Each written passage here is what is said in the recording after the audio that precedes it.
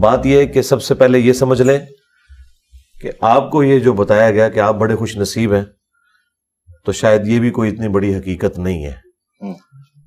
مجھے بتائیں اس سے بڑھ کر بد نصیب کون ہے جو دریا کے کنارے پیاسا مر جائے؟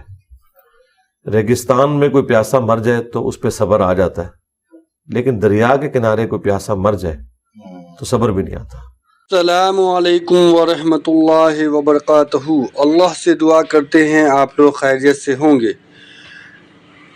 جنت میں جانے والا فرقہ۔ تو مسلمان وہ لوگ ہیں جو دریا کے کنارے رہتے ہوئے پیاسے مر رہے ہیں۔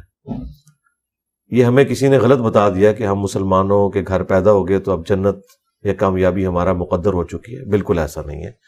ہر شخص نے اس دوڑ میں حصہ لینا ہے، اس کے بعد جو لوگ کامیاب ہوں گے وہی لوگ کامیاب